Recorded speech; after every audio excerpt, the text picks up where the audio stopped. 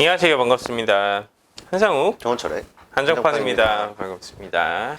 요즘에 참 시장도 쉽지도 않고 참 여러 가지 이슈거리가 많다 보니까 매주 일요일 날 준비는 하고 있다만 좀 쉽지 않은 일요일이 좀 계속적으로 이어지고 있는 것 같아요. 뭐 SG발 이슈로 인해 가지고 뜬금포 하한가 가는 종목군들도 좀 나오고 맞아요. 있고, 뭐 부채한도 협상 관련된 이슈도 지지부진하다 보니까 주식시장에 좀 많은 여파를 주고 있는데, 다들 이럴 때일수록 조심스럽게 포지션을 잡는 게 맞을 것 같고, 잡주 건드리시지 마시고, 그러니까 좋지 않은 기업들 건드리시지 마시고, 이제 유동성이 부족한 주식들을 건드리시지 마시고, 그리고 부채한도 협상 이슈로 주식시장에 빠지는 거는 사실 회복이 될 수밖에 없기 때문에, 그로 인해서 빠지는 주식시장은 좀 매수 기회라고 보시면서 매매를 하시는 게 맞을 것 같습니다. 그러면 이번 주도 관심 종목들, 그리고 우리 관련 있게 봐야 되는 재료들 한번 체크를 해보도록 하겠습니다. 첫 번째 저희가 가져온 재료는 자동차 부품입니다. 같이 한번 좀 보도록 하시죠.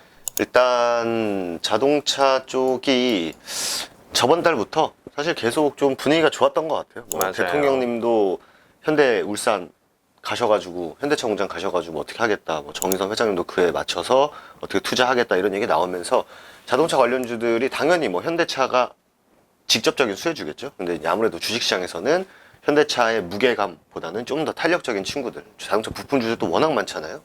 관련주들이 많이 움직이고 있는데 아무래도 좀 좋은 얘기들이 좀 계속 좀 나와주고 있습니다. 이게 좀 저번 주 이슈들인데, 인도에 10년간 3조 원 투자하겠다. 그러니까 결국 이거 동남아 쪽 시장을 좀 잡겠다라는 거고, 보시면 뭐 전기차로 승부 본다. 뭐 전기차 생산량 324만 대를 확대하겠다. 그리고 자동차 부품업계 실적 회복 궤도에 올라탔다 하면서 자동차 관련해서 굉장히 긍정적인 얘기들이 정말 많이 나오고 있어요. 현대차도 지금 이게 보시면 작년 말부터 해가지고 쭉쭉쭉쭉 계속 올라왔습니다. 사실 이 전 세계 기준으로 봤었을 때 전기차 시장은 아직까지 훨씬 더 크게 발전될 가능성이 높은 상황이라고 보시면 될 것 같아요. 대부분 다 내연 기관차죠, 아직까지. 그쵸. 뭐 돌아다니는 차 보면은 뭐 제가 뭐 이렇게 세보진 않지만 보통 한 10대 한두 대 정도? 현재까지는. 그 정도의 시장 점유율 자체가 아직까지 내연 기관차가 좀 압도적이다 보니까 전기차 시장은 명확하게 더 커질 수밖에 없는 상황에 있는 게 맞고요.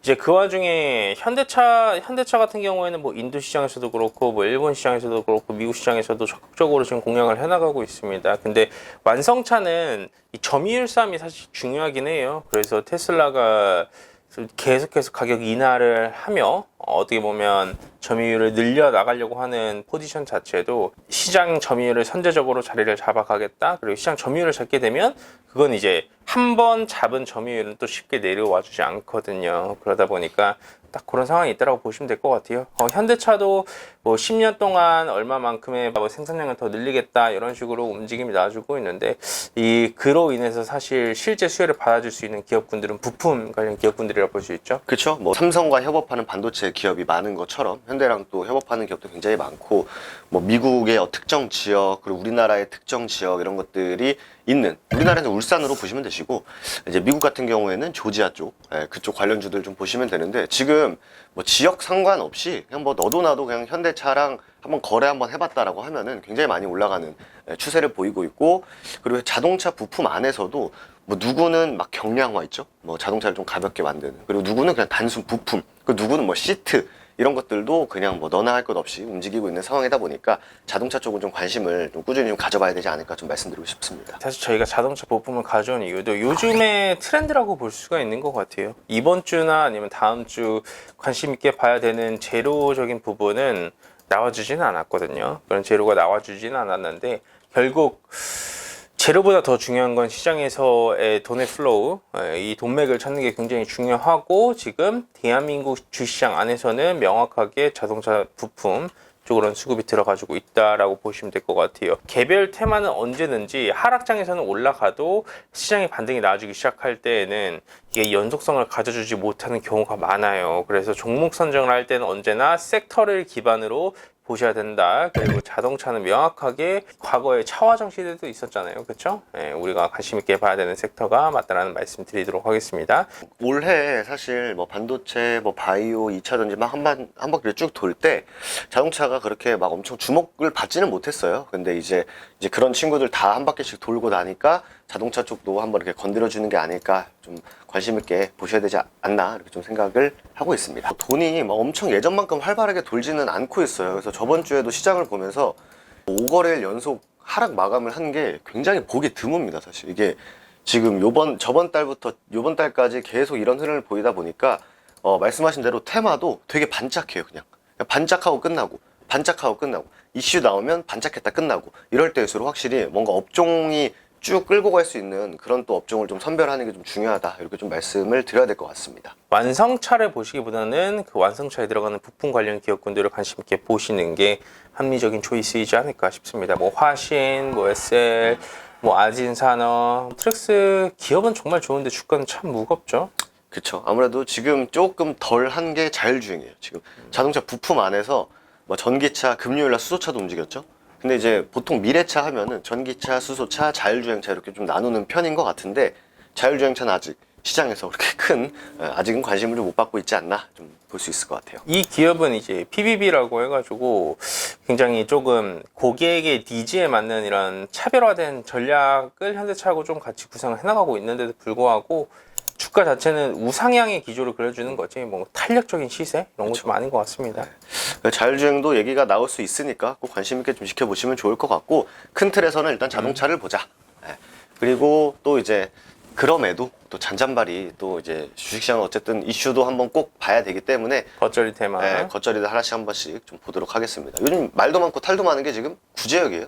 오늘도 지금 뭐 어디서 또 나왔다 이런 얘기들이 계속 나오고 있어요. 그래서 지금 이게 4년 4개월 만에 구제역이 발생을 했고, 돼지열병도 지속적으로 내려오고 있다라고 하면서 이 방역에 대한 동물 백신이죠, 결국. 좀 얘기가 나와주고 있는데, 실제로 뭐 돼지열병은 한때 우리나라 시장에서 굉장히 강했어요. 동물 백신 해가지고 뭐 체시스, 맞아요. 이글벳, 파루, 뭐 대성 미생물, 뭐 우정 바이오, 뭐 이런 과거에 주식 해보셨던 분들은 돼지열병 관련주들만 치시면 최근에 그냥 구제역 올라가는 종목들이 그런 종목들입니다. 엄청 셌었죠. 돼지 열병에 디귿자에 한 획만 들어가도 올라가주는 시장이 과거에는 한번 있었었는데, 사실 그 시장 때는 주식시장이 정말 좋지가 않았죠. 네. 이 테마들이 움직여주고 있다는 증거는 역시나 주식시장이 좋지 않다라는 그런 명백한 딱 증거 자료이지 않나 싶습니다. 예전에도 보시면 이렇게 계속 그냥 쳐줘요, 계속. 이게 윗꼬리가 좀 습관성으로 좀 나와주는 이슈인 거 보면은 확실히 뭔가 쭉 간다라는 느낌보다는 팍 치고 빠지고, 팍 치고 빠지고. 물리기 딱 좋죠. 어쨌든 대성미생물이 아무래도 약간 좀 블랙 테마죠. 맞습니다. 시장과는 좀 동떨어진 느낌이 좀 강하다 보니까 좀 강하게 좀 치고 가는 모습인데, 또 구제역 같은 경우에는 또 뉴스 한 번에 또 무너질 수도 있고, 뉴스 한 번에 올라갈 수 있기 때문에 그런 좀 급등락이 심한 섹터다라고 보시면 될 것 같습니다. 그다음에 요거 한번 보죠. 요즘에 로봇 관련주들이 조금 고개를 좀 살짝 드는 모습은 좀 있습니다. 16일부터 19일 날 부산 국제기계대전이 열리는데, 여기에 이제 뭐 보면은 공작 기계, 뭐 로봇, 자동화 이런 기업들이 이제 참여를 하는데, 제가 알기로는 레인보우 로보틱스가 여기 들어가는 걸로 알고 있어요. 레인보우 로보틱 협동 로봇 이렇게 나간다라고 하는데, 우리나라 상장사가 엄청나게 많이 참여하는 느낌은 사실 좀 아닙니다. 많이 참여하는 느낌은 아니고, 로봇 하면은 이 뭐 기계 대전보다는 확실히 최근에 한번 부각이 됐던 두산 로보틱스, 6월 달에 IPO가 진행이 된다고 하는데, 이 두산 로보틱스가 좀 중요할 수 있는 게 뭐냐면은 우리나라 상장된 로봇주들이 지금 고평가다, 혹은 로봇은 구조적인 산업 성장이 가능하기 때문에 더 갈 수 있다의 그 기준이 될 수 있을 것 같아요. 상장을 했는데, 예를 들어서 2조에 상장을 했다 칩시다. 그러면은 지금 레인보우 로보틱스가 1.6조, 1.8조예요. 그러면은 두산 로보틱스와 레인보우 로보틱스를 비교해가지고 둘 다 저평가니 같이 움직이거나, 아니면 한쪽은 고평가기 때문에 그대로 이제 사람들의 투심을 안 좋게 만들 수 있기 때문에 굉장히 좀 두산 로보틱스 상장하는 게 좀 중요하지 않을까 생각이 됩니다. 주식시장 올라가면 저평가고 주식시장 내려가면 고평가라고 때릴 것 같은데요. 그렇죠. 보시면 이제 두산 로보틱스는 협동시장 로봇이 1위다. 그러니까 얘가 얼마에 상장을 하느냐에 따라서 다른 로봇주들이 어떤 평가를 받는지 좀 관심 있게 좀 지켜봐야 되지 않을까 생각이 됩니다. 야, 조심하긴 해야 되겠네요. 네. 이런 거는 진짜 잘못 맞으면 원웨이로 맞을 수 있습니다. 그렇죠. 이렇게 이미 상승하고 네. 뒤에서 이렇게 올라가는 거기 때문에 언제든지 꺾여도 사실 누구한테 하소연할 수 없는 그런 모습이다 보시면 될 것 같아요. 저는 개인적으로 주식시장 안 좋은데 저렇게 한번 상승을 보여주고 난 뒤에 뒷구간에서 올라와주는 기업들은 조금 안 좋은 기업들이 너무 많아가지고 그렇죠. 매물 떨어질 매물이 워낙 많으니까. 네, 조심스럽게 보는 게 맞을 것 같습니다. 그리고 또 잊을만 하면 또 하는 게 드론 드론이죠. 행사죠. 예, 이게 보시면 이거 송도에서 열리거든요. 근데 이게 규모 자체가 좀 굉장히 크다고 해요. 예, 역대 최대 규모의 드론 행사다라고 하기 때문에 드론을 뭐 어디에 뭐 침투시켜가지고 뭘 찾는다 혹은 뭐 최근에는 뭐 러시아 어떤 궁에다가 드론 하나 이렇게 꼬라박히는 뭐 그런 것들도 많았었는데 어쨌든 드론 이슈는 연속성은 없어요. 제가 드론 이슈를 굉장히 좀 관심 있게 보는 편인데 아무래도 한 번 치고 빠져나가기에는 좀 좋은 섹터여가지고 좀 관심 있게 보는 편인데 언제나 그랬듯이 뒤통수 많이 치는 그런 섹터입니다. 맞아요. 드론, 뭐 UAM 이쪽은 요즘 뭐 드론 가지고 전쟁도 한다고 한다만 모르겠습니다. 너무 좋지 않은 기업들이 많아가지고.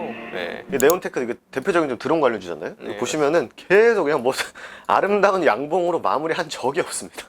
네. 이런 것들 잘못 물리면 진짜 하루 종일 그냥 하루가 뭐예요?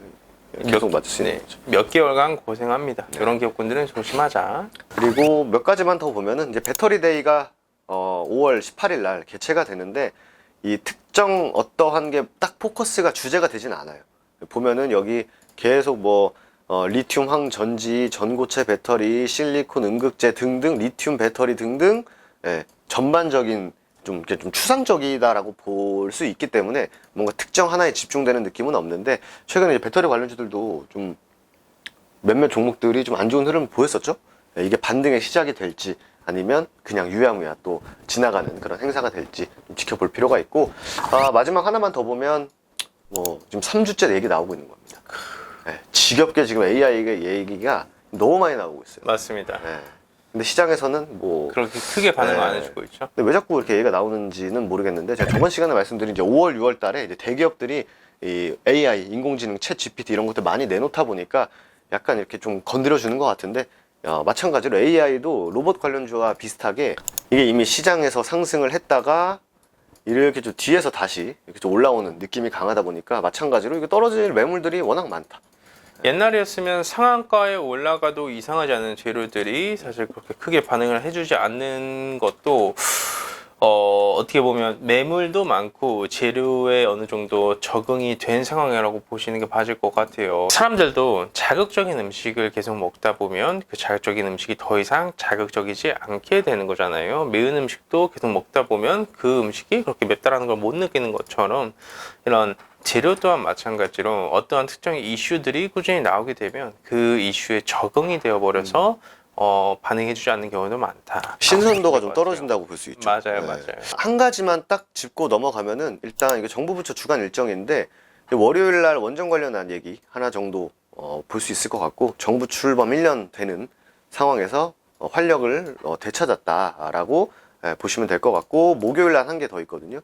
목요일 날 요거 디스플레이 쪽 회의가 있다. 디스플레이 산업 혁신 전략 발표하는 거기 때문에 월요일날 그냥 원전 정도, 목요일날 좀 디스플레이 요거 하나만 좀 체크를 해두시면 되실 것 같다라는 말씀 드리면서 마무리하도록 하겠습니다. 좋습니다. 오늘 뭐 조금 체크를 해드렸는데 시장 변동성이 커져가고 있기 때문에 다들 조심스럽게 매매하시는 게 맞을 것 같고요.